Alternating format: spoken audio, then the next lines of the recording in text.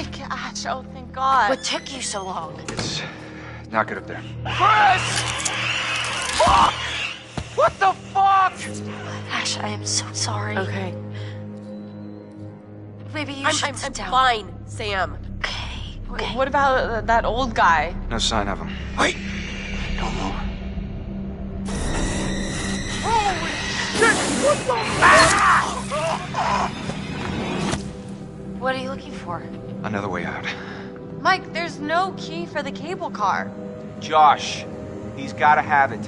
And what is all that? It may have taken him down to the mine. What is... Huh? This is the safe room, Em! Please. Fuck, I can't do this. You did the right thing. Keep an eye on her. I'll be back soon.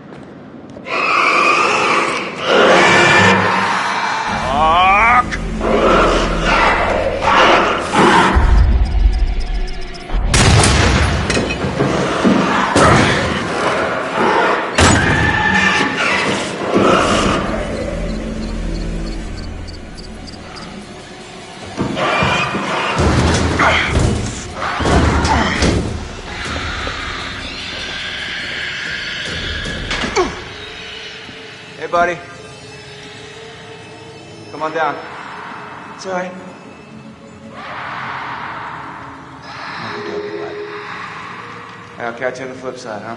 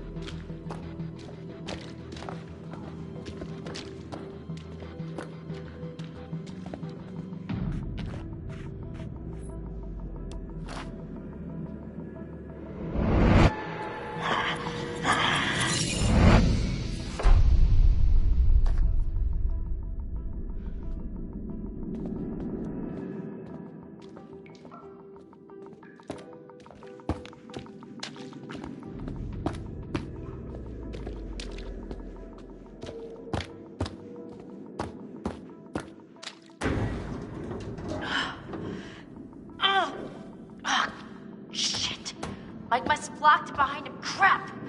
There's gotta be another way in. Wait, hey, what about this? I mean, should we try it? Well, it's not like we got a whole lot of choices here.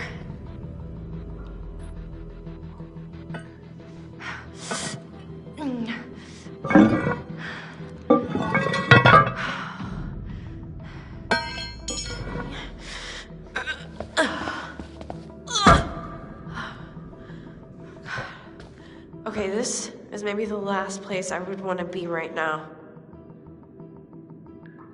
So who's going first? After you.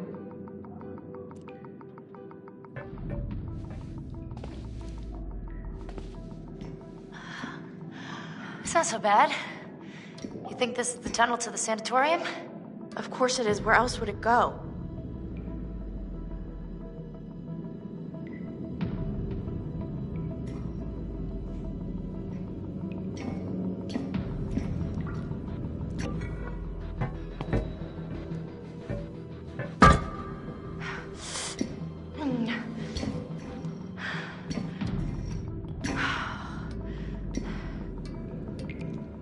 Hey, we should close this, right? Huh? I mean, what if something's following us?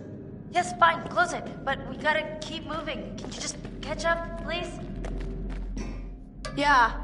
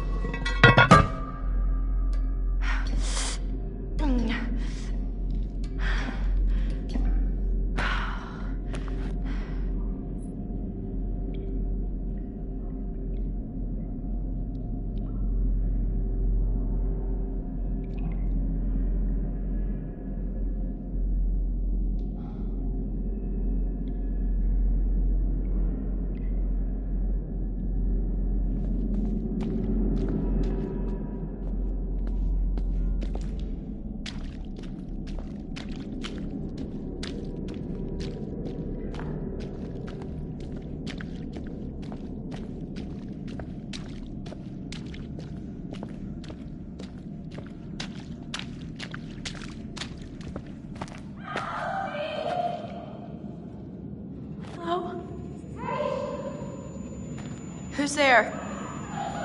Anybody? Jessica! Is it you?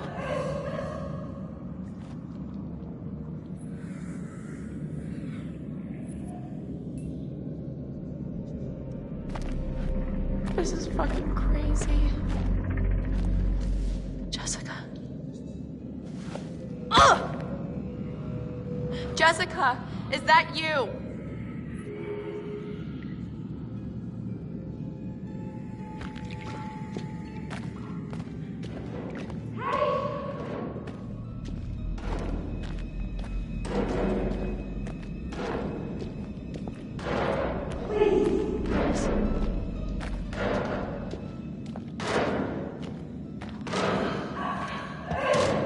Oh God.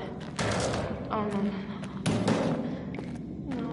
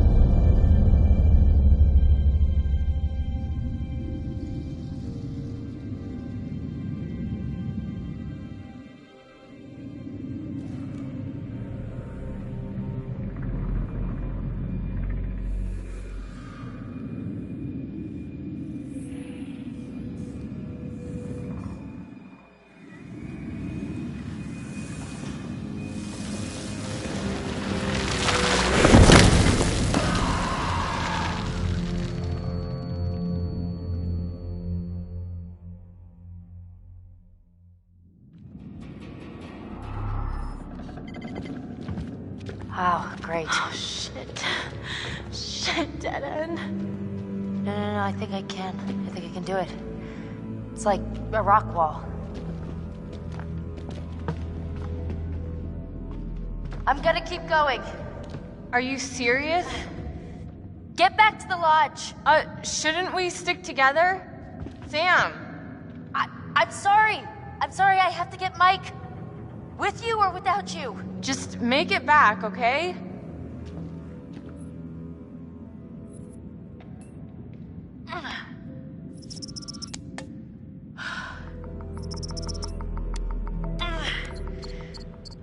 You've done this before.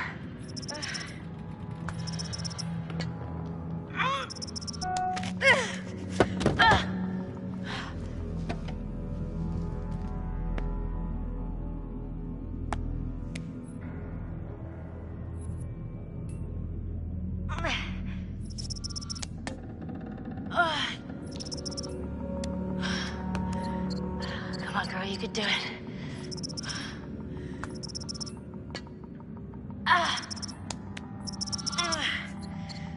Oh, shit.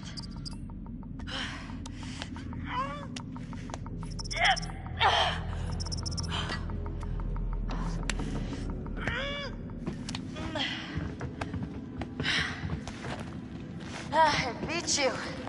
I fucking beat you.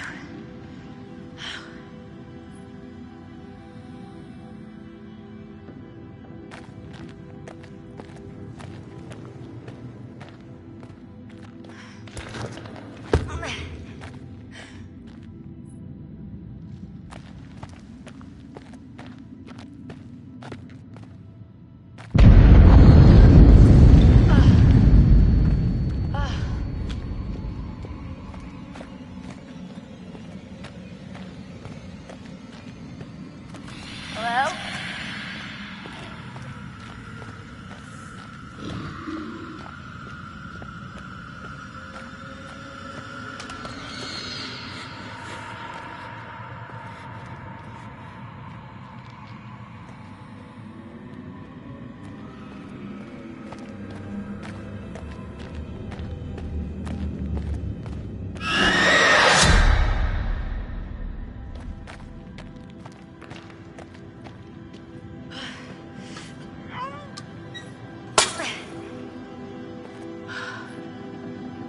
Yeah, that's right.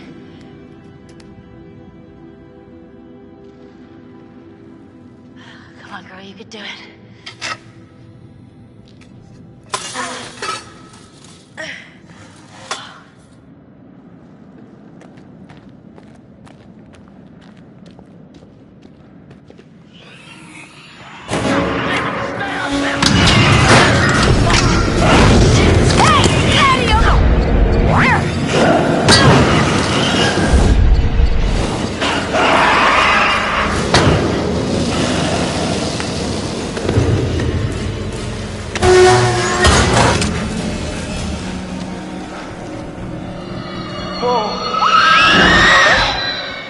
Define all right. Alive, for a start. Yeah, life's good. Yeah. The hell are you doing here anyway? I was gonna warn you about the Wendigos. I think I got it. Yeah. Let's find a way down to where this fucker lives.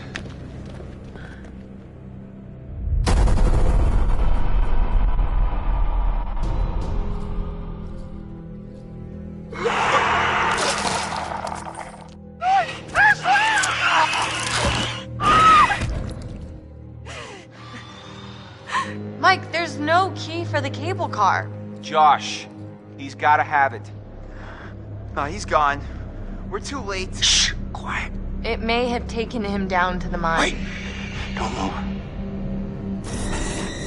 Holy shit! What the? I'm gonna get that key right from that thing's goddamn bedroom, and then I'm gonna get us all the hell out of here. Holy shit! Hey! Whoa! Let's find a way down to where this fucker lives.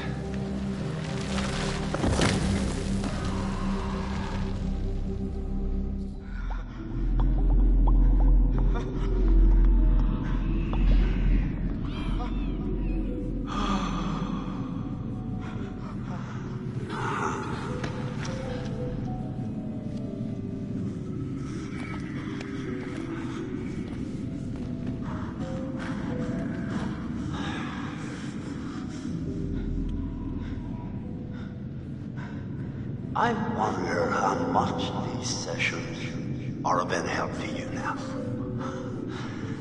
Just won't listen to me and things seems pretty... fucked up.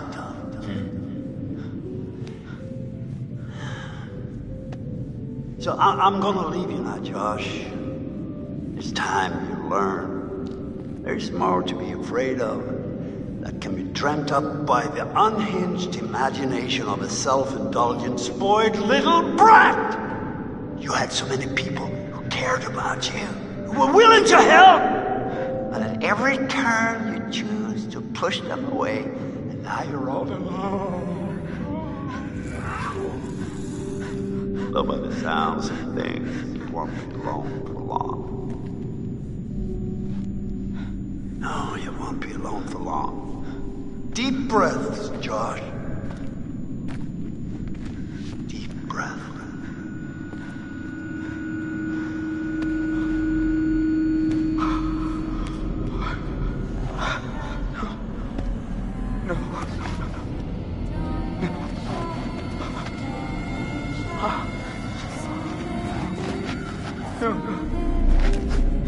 No, not again. Not again. Get away! Get away! Get away from me! No, you're dead! Sorry. You're dead! Shut up! No! You're dead! It's not ready. You manipulate. You are a coward there. God. Yeah, the one that's there. I don't take orders from you. You can't tell me what to do. You can't tell me what to do anymore. Okay. I trust you. I trust you. I trust you.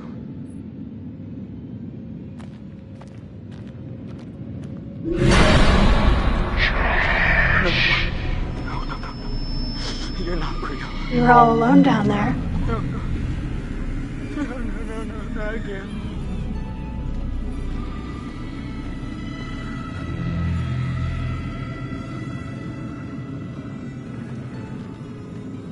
All alone. But you're with us now. Family. Get away from me! Get away! Why didn't you save us, Josh? Why did you want us to die? I didn't want you to die. I swear.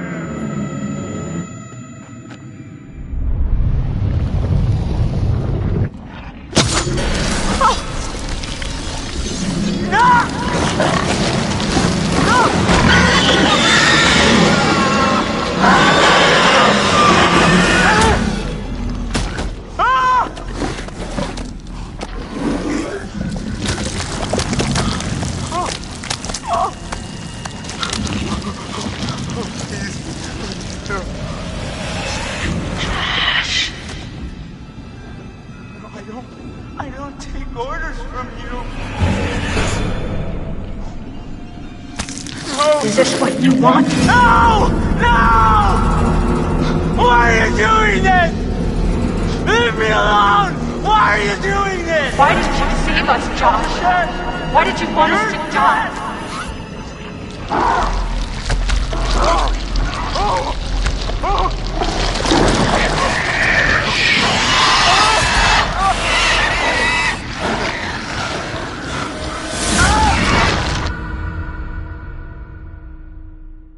I was not prepared for how ugly that thing would be up close. Yeah. So, I noticed something kind of weird about it. What? The Wendigo. It had a scar. So? I've seen it before. What are you talking about? I saw these old pictures of some guys with that scar, and he was transforming into a Wendigo. You're kidding. It was one of the miners who'd been trapped back in the 50s in the cave-in, which means that thing is 80 years old. At least. Spunky for an old-timer. They cleaned the place out. Killed a lot of people. They? You mean there are more of them? Oh, yeah.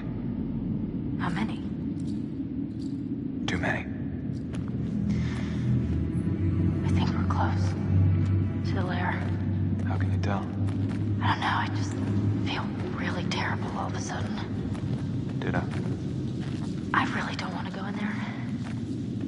There's no other way through.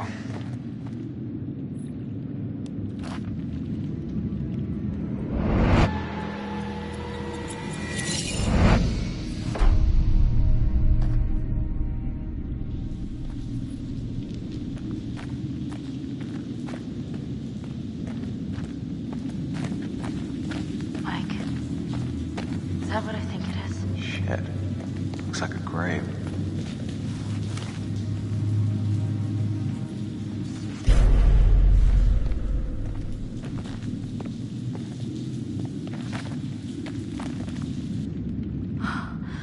Oh, God. Mike, this is Beth's. This is her watch. What? Let me see. Look, there was a cross here. So this is where she was buried. But who dug her up? Let's keep moving.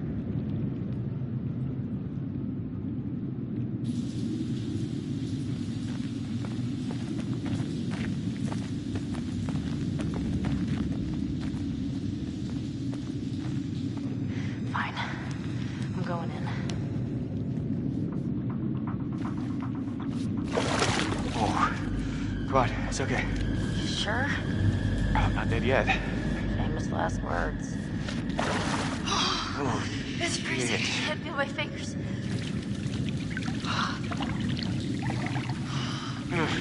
Wait a minute, I thought you reached the deepest part. Oh, I didn't say that. I said it was okay. Meaning like there weren't any sharks or anything. Sharks? Great. Thank you.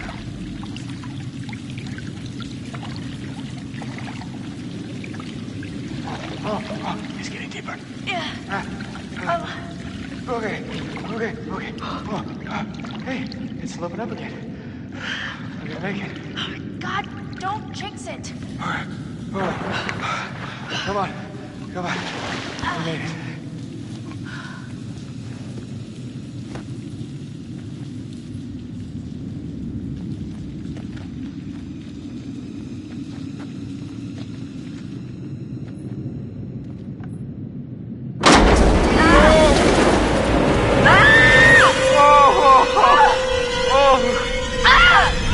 Jesus.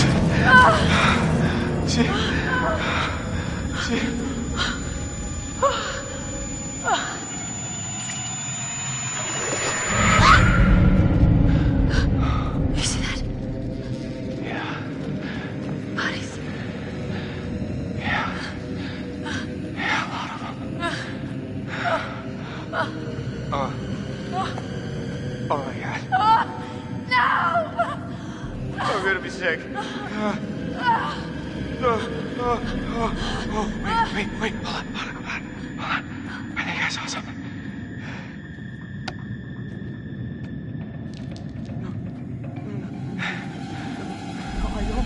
I don't take orders from you.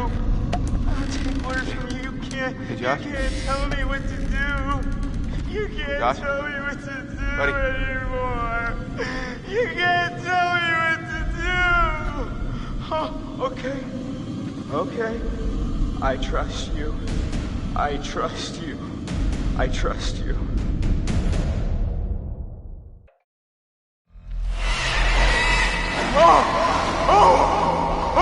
the matter? He's tripping or something. Josh!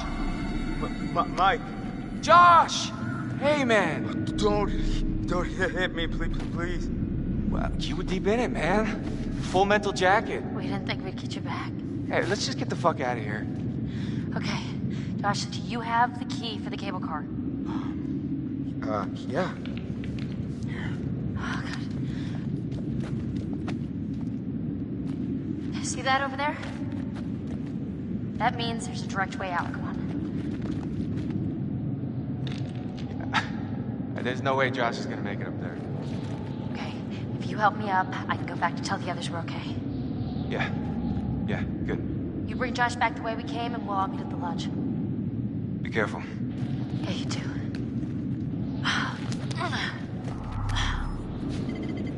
All right, let's go, you fucked up son of a bitch.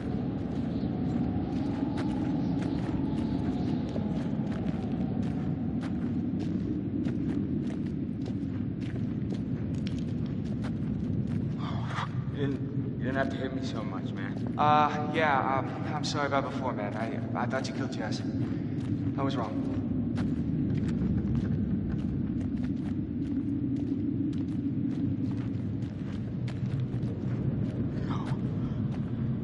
No. Oh! Oh! Oh!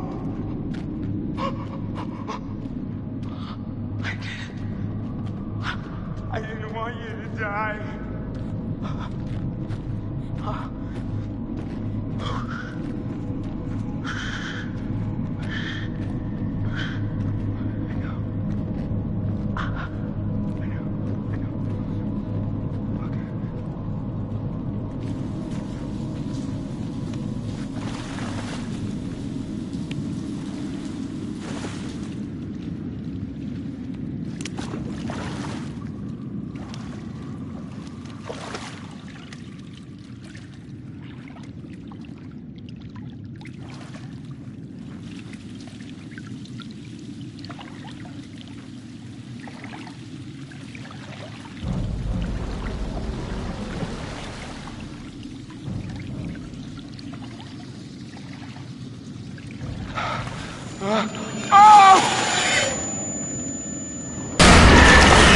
You're not real! No, you're not!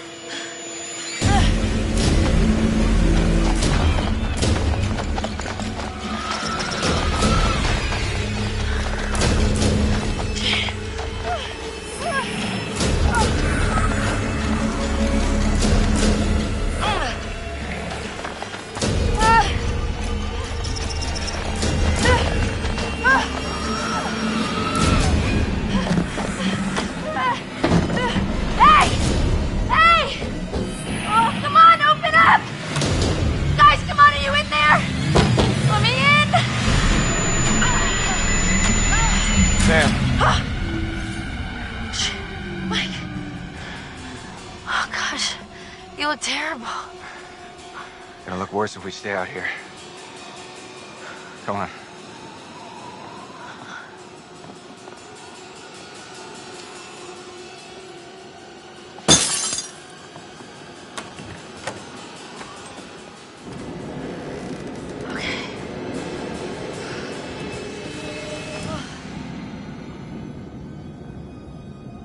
Mike, what happened to Josh?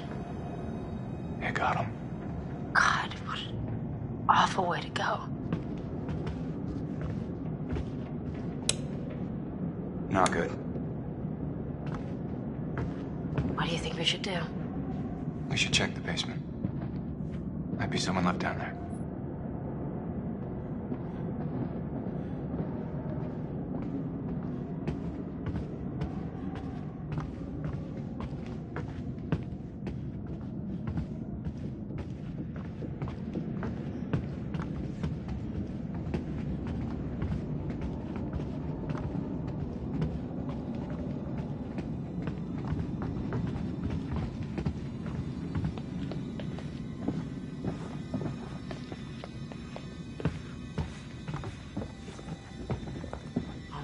How do you rate our chances of survival? I'm trying not to think about it.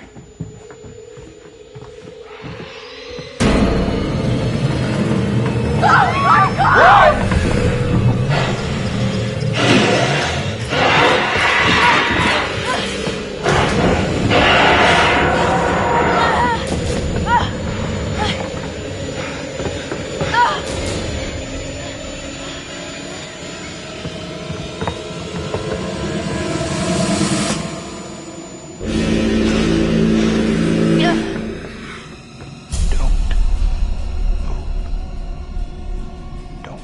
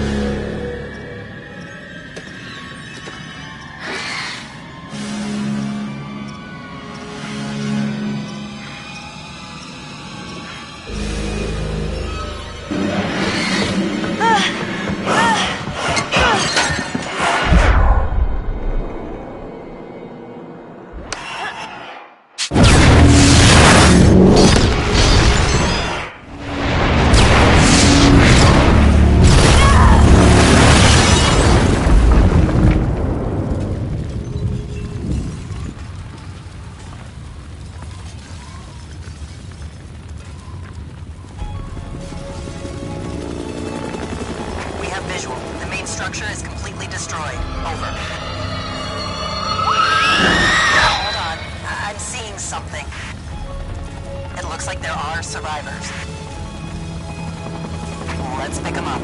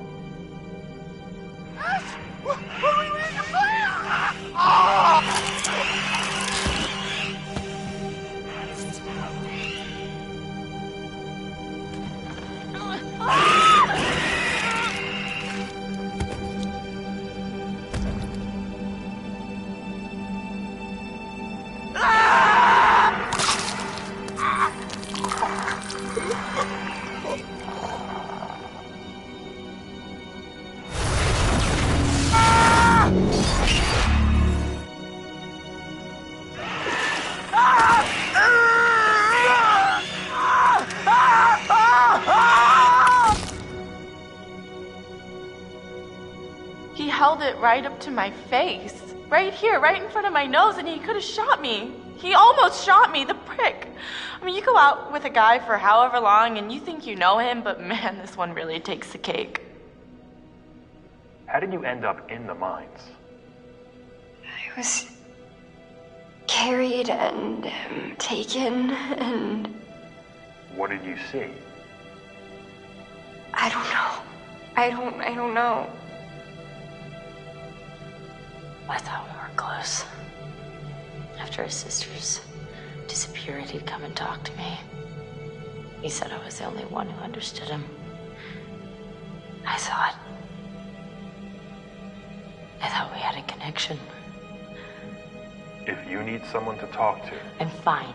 Sometimes, after a traumatic experience... I said I'm fine. About Matt, have you found him? No, not yet. Oh God, he's dead, isn't he? Why do you say that? Oh, no. He's just... Oh my God, I was such a bitch, and I maybe could have helped him. Maybe I could have saved him. Mike. What do you remember? He came for me. He did. Came for you? Where is he? Did he make it? It was my fault Mike died. I wasn't supposed to move. But I did. And he saved me. So it's my fault that he died. You need to listen to me. I don't care if you believe me or not. It doesn't matter because you will. You need to go down to the mines. What's in the mines, Sam? I've seen what's down there. And I'd give anything to unsee it.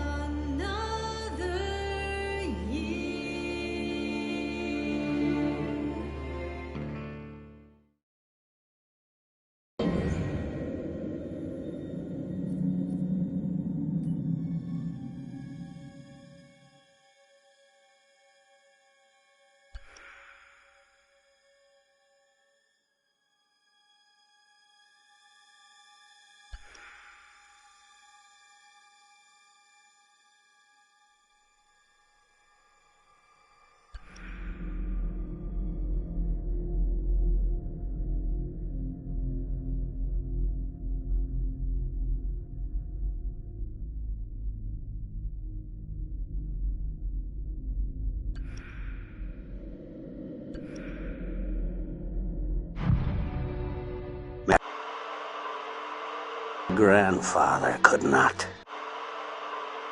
Sometime after, the prospectors came to mine this mountain until a cave-in trap and driven mad Murderers. Eating. Taunt them with fire. Years after many moons. Until one night, I was finally able to get him in. We were not alone in the woods that night. I couldn't save you.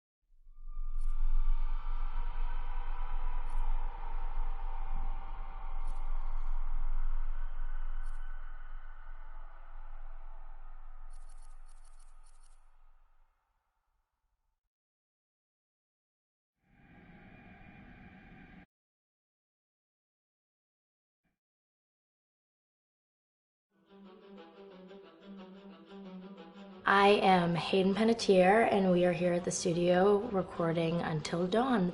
My name is Rami Malek, and I play Josh. My name is Megan Martin. My name is Brett Dalton. My name is Antonella Lentini, and I played Hannah and Beth. My name is Jordan Fisher, and I play the character Matthew, Matt for short. I'm Nicole Bloom, and I play Emily in the game. My name is Noah Fleiss. I am Galadriel Steinman, and I play Ashley. So Until Dawn is the story of 8 teenagers who revisit this cabin in the woods about a year later after a really traumatic experience where I've lost 2 of my sisters, so coming to kind of get some closure in that respect. One of the things that Larry does really well is make these multi-layered characters, and I think for just the story in general, it follows the quintessential horror film plot lines, but the characters are so unique in themselves, and I think that's very cool. Oh, yeah, this was the right thing to do. What? You know, getting everyone together on the anniversary. I mean, Josh seemed really pumped about us all doing something, didn't he? Yeah, no, he definitely did. I haven't seen him so excited about something in forever. Good, good. Sam and I have a few things in common, such as being huge lovers of animals, and she's a huge animal lover. She's vegan. She is a pacifist. I'm not quite sure if I'm gonna go as far as saying that I'm a pacifist, but she's spunky and cool. I know that she, I think, is made fun of a little bit by the rest of them who think that her morals and her beliefs in that area are a little ridiculous and they don't agree with them, but she doesn't care. It doesn't stop her from being herself, and that's something that I hope I have in common with her. You know, he definitely can be depressed at some times and a bit of a loner, but he takes some solace in one of his sister's friends, Sam, played by Hayden Panettiere, and invites everybody back to the same house the next year to kind of find some closure. Jessica she has a whole lot of personality. She is definitely the sort of mean girl character that, you know, at school she knows she's pretty, she knows that boys like her, and she's gonna use it to her advantage. He's got a big heart, and you can tell that that's very evident, especially how he treats his girlfriend, Emily, and, you know, he's kind of a meathead, but in the best way possible. She really knows what she wants, and she manages to get that from whomever it is, whether it be Matt or Mike. You know, she's really driven, and I can definitely relate to that. My character is Chris, and he is what society might consider the nerd of the group, and he kind of embraces it.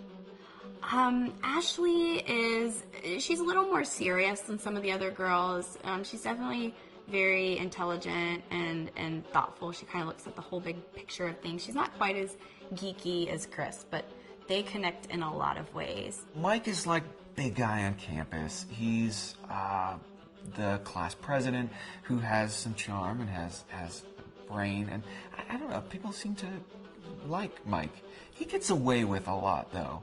He can be kind of jerky. The fact that he really just kind of wants everyone to be happy, and he wants he's a people pleaser, and I can definitely attest to being, you know, that guy. I'm always the friend that wants everybody to be happy and wants everybody to be taken care of, and that's definitely Matt. But also, like, this character is just so fun. I rarely get to play the bitch, and so it was really fun to do that. The spirit of things, seriously, what's wrong with you? I'm just trying to lighten the mood, Em.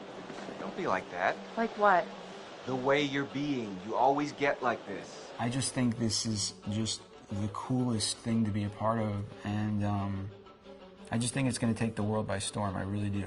I think this genre is the wave of the future, and I think that once people see the potential behind it, of getting to interact with the drama that you're witnessing unfold in such a realistic way, that this is how entertainment's going to be from now on.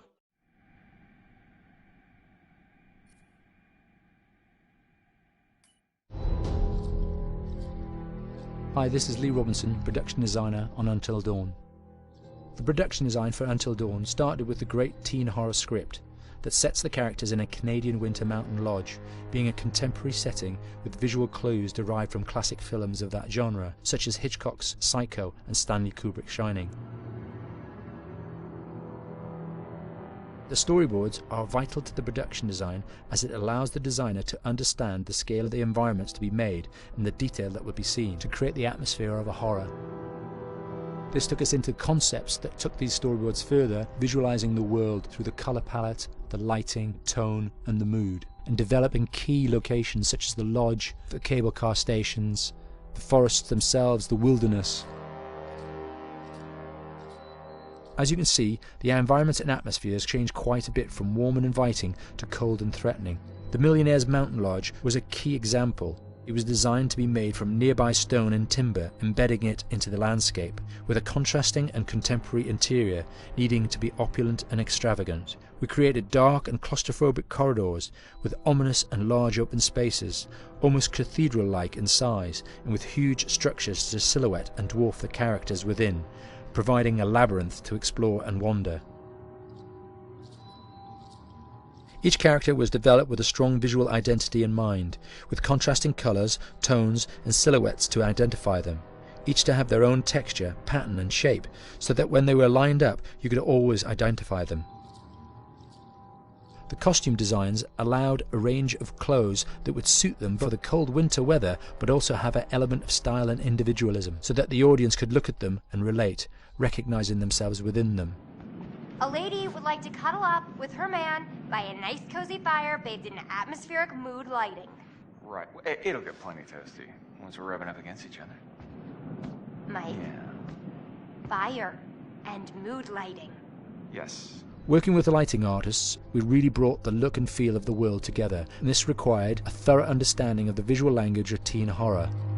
A key scene was where all the characters emerge out of the rear of the lodge chasing Hannah. A contrast is evident straight away from the exterior wilderness to the warmth of the lodge. The attention to character lighting here is through the bounce and rim lighting, accented colours and composition, creating characters that come from the dark into the light and back again with an emotional effect. Guys, there's someone outside. What the hell? Hannah! What's going on? Where's my sister going? It's fine. She just can't take a joke. It was just a prank, Han.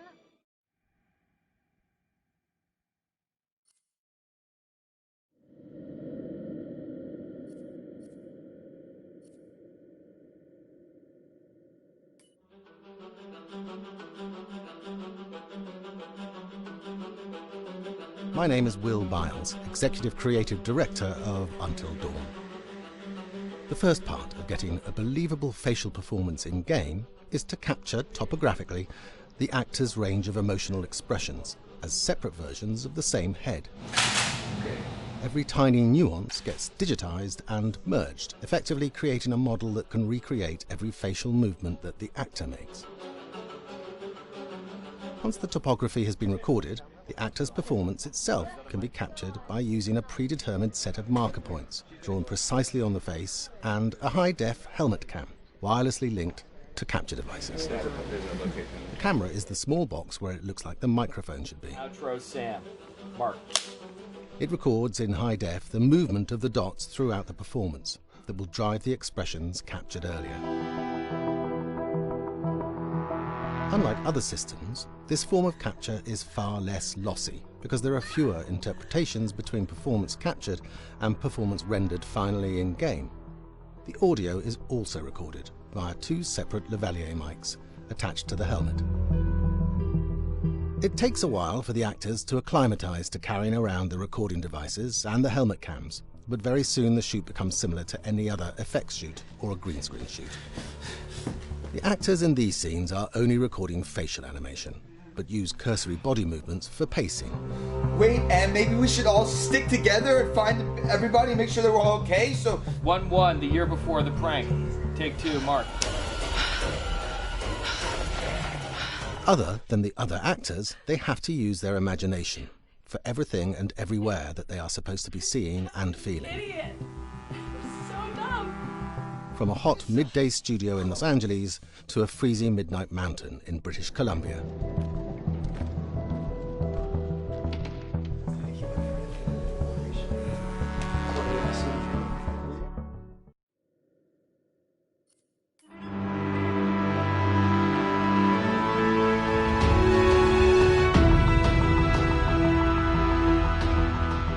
Until Dawn has a dynamic, ever-changing story, the facial performances and the body performances are recorded separately, with different systems.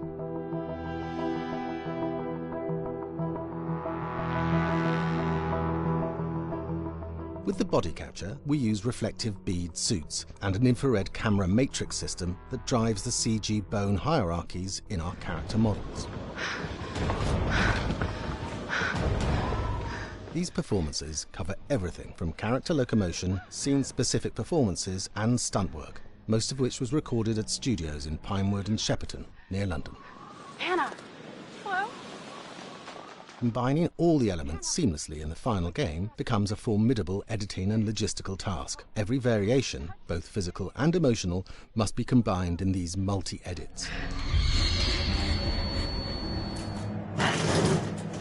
Scaffolding props have to stand in for the sets, because the hundreds of infrared cameras have to be able to see all of the reflective beads on the actor.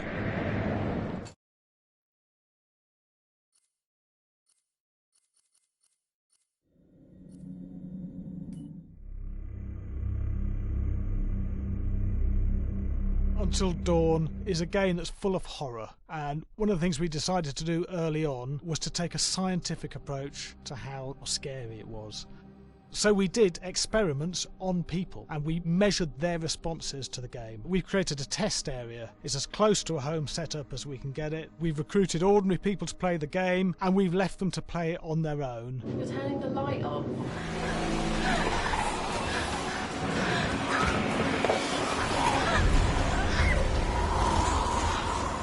The only difference is it's rigged with cameras and microphones that relay the data through to the next room where people are watching them play.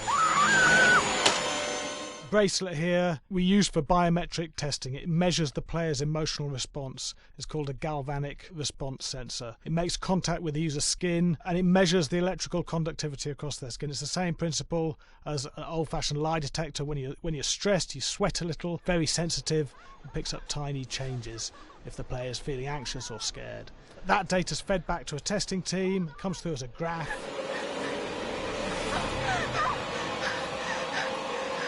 I'm so sorry.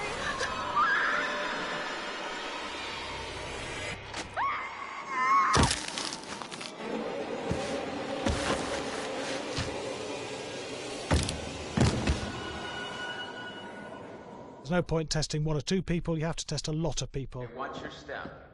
When we have a scare that's consistently has a measurable emotional response, then we knew it was good. If it didn't have that, it goes back to the team for improvement. The data doesn't tell us what's wrong with the scare, it only tells us if it's working or not.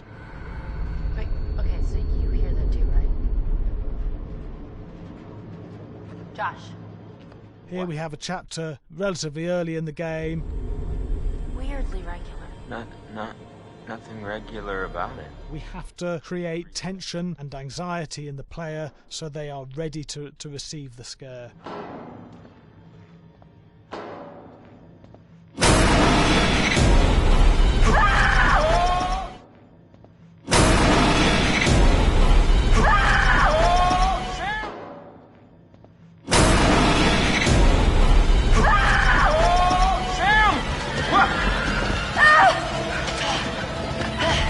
Give the player time to recover, to cool down, to calm down, and then start building the tension again before we do the next scare. Hey. What? Hey. What the hell? Boom. You just got mugged.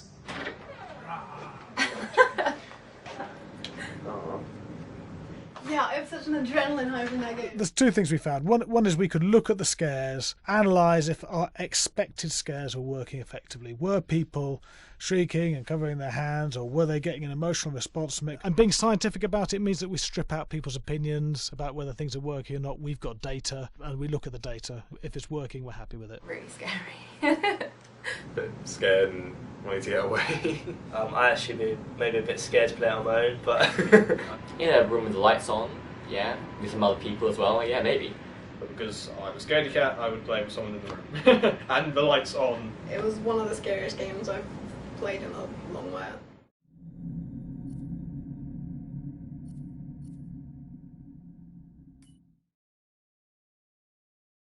Hi, Larry. Hey, Graham.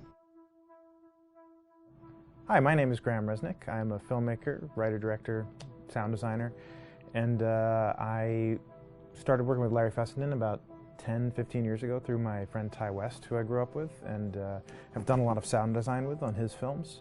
And he was producing Ty's films at the time, and Ty introduced me to Larry. Larry produced my first feature, and we've written together on several projects. My name is Larry Fessenden. I'm a filmmaker. I run Glass Eye Pix, which is an independent production company out of New York.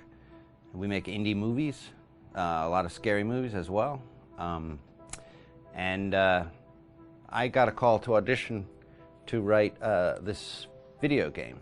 And I called my pal Graham Resnick because Graham is a gamer. And while I thought I could offer something to the idea of writing this multi-branching story, I knew that I would want Graham's expertise as a lover of gameplay, since I guess games were started. So and just as a lover. And as a lover, yes. Which is why there's so many sex jokes in the game. There was one Italian website that did say the Larry that's Fessenden and right. Graham Resnick, the two lovers behind Until Dawn. Come here. Maybe I know how to handle you too. I am definitely ready to be handled. So I wanted Graham by my side. Yeah, and we got the gig, and it's been an amazing ride. Oh, hell yeah. Oh my god. She's taking her shirt off. What? Oh my god. Matt, what are you doing here? Hannah. I'm sorry, Hannah. This all got Don't out of mind, hand, just but...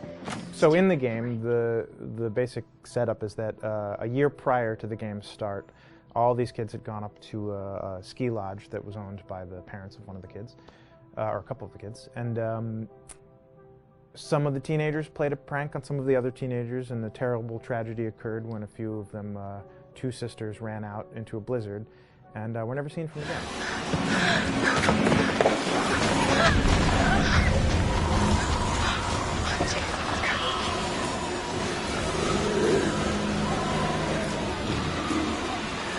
So now, a year later, this is kind of torn apart, this group of friends. They've gone through some trials and tribulations in the past year. The brother of the two girls has had a lot of psychological issues, and to kind of help him cope and help them all get over it, they all returned to the lodge a year later, back up on the mountain.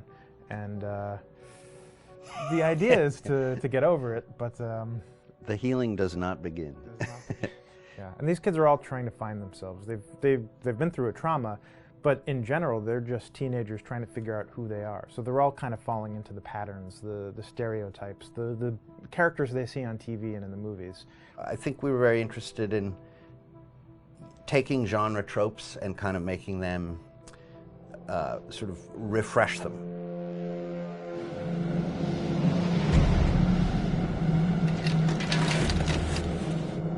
Hey, did you see that? Dad said it'd just be us this weekend. We're familiar with how slasher movies work. Most people have seen some horror movies, and we have established notions and preconceptions about the roles of the players in horror movies and how they talk and how they get killed and how they have sex. And to bring you into the game that way and then subvert a lot of those expectations was kind of our goal. They're haunted by some incident that happened in their past, which I think you pretty much figure out that that's going to have a role in their interaction.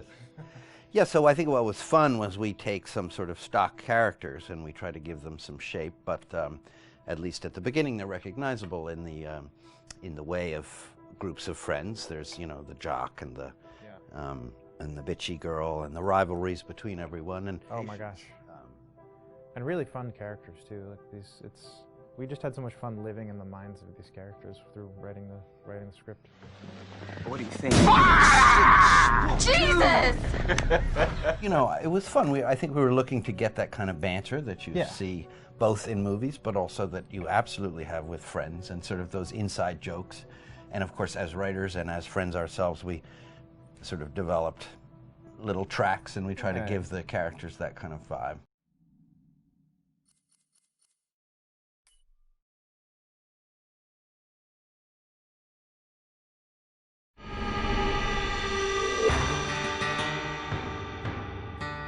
America's North Woods border region.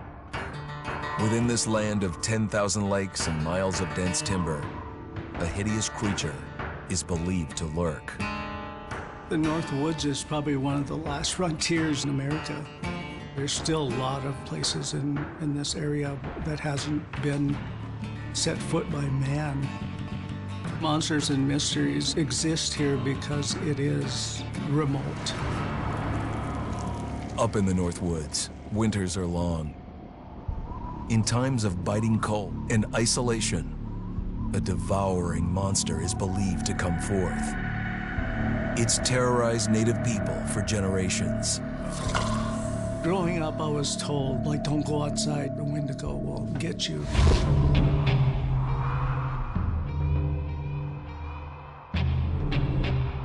Among the traditions of the northern Algonquin tribes is the Wendigo, a monster that can seize hold of a person to carry out its hunger for human flesh. Many Native Americans fear even talking about this Wendigo, and even the mention of the name will let the Wendigo find out where you are, and it will open you up to be possessed by this Wendigo. The most famous case of a Wendigo possession took place in 1879 in the deep woods outside of Edmonton, Alberta. Swift Runner, a Cree Indian, was a trapper and a guide. He had left town the previous autumn with his wife, 6 children, and his mother. But when Swift Runner returned in spring, he was alone. Swift Runner came into a nearby village telling this heartbreaking tale. I had to watch them starve to death. Of his family being killed by starvation, and that he was the only survivor. My whole family gone. It wasn't hard to understand a family falling victim to a brutal winter. To even not. Yet something was suspicious about Swift Runner. He was a strapping man, and he came into town weighing over 200 pounds. It didn't look like somebody who had just weathered a terrible winter. He wasn't malnourished, didn't look like he was starving. He looked healthier than ever. After a few nights, it became clear that something was wrong. He started having night terrors, screaming in his sleep. I am the Wendigo! Villagers alerted the police. Swift Runner actually guided them back to his winter cabin. When they got there, that's when they saw the true horror.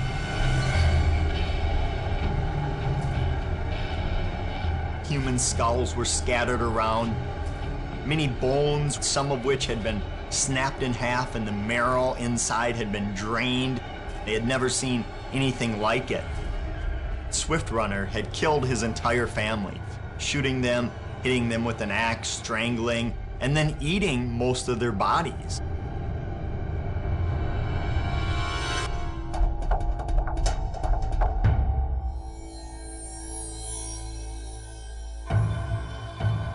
Right up until the moment the noose was on his neck, Swift Runner swore the evil spirit of the Wendigo had possessed him and twisted him into a cannibal killer.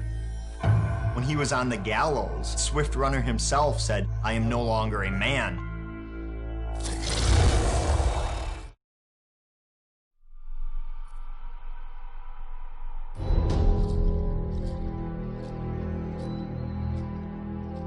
Just move over there. Go on, move. Let me say what I came to say. I'm here to tell you what you're up against being back on this mountain. You should never have returned. I don't know why you did after what happened last year. You mean with Hannah and Beth? Yeah, how could you know without being involved? I don't take kindly to you kids coming up here to my mountain. Your mountain. The mountain don't belong to me, it's true. But it don't belong to the Washingtons. This mountain belongs to the Wendigo. Hi, this is Lee Robinson, production designer at Supermassive Games. Understanding the ancient myths of the Wendigo was key for their development that helped the visual look. Through sketches and concepts, these elements were visualized, such as eyes being milky, almost dead, with loss of lips and eyelids due to frostbite, fangs growing and arms and legs getting longer, with skin hardening and thickening to look snarling and menacing, yet withered and lean. What the hell was that? Another fucking piece of... Fingers and toenails extending like claws, allowing them to climb effortlessly. We made them look gaunt and weathered, and having ragged remains of clothes they wore. Blood-stained and rotten, with patches of hair still remaining, they retained strong skeletal limbs, which enable them to be agile and quick through the environment. Where are you? My name is Jamie Gallipo, animation director at Supermassive. fucking battery. The overall direction on the creature was to be very strong, to be extremely fast. We wanted a spider-like movement to the creature. 1 minute scampering to leaping and then crawling, almost instantaneous. And finally, we wanted the creature to have this real, uncontrollable thirst for flesh. From a sound design perspective, the Wendigo is a real challenge. For the main vocalizations of the Wendigo, we used our own vocalizations, various different animals from the exotic to the farmyard, various plugins and processes to gel these sounds together and keep a human resonance behind that voice, telling the backstory of the Wendigo.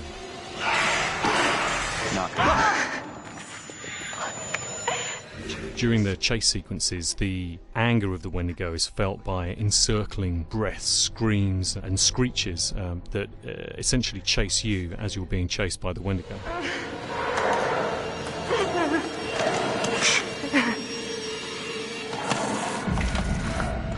We would layer them up in a multitude of layers, sometimes 15, 20 sounds playing at the same time, to build up the vocalizations for this fearsome creature which is always in attack mode, hyperactive and chasing you throughout the game.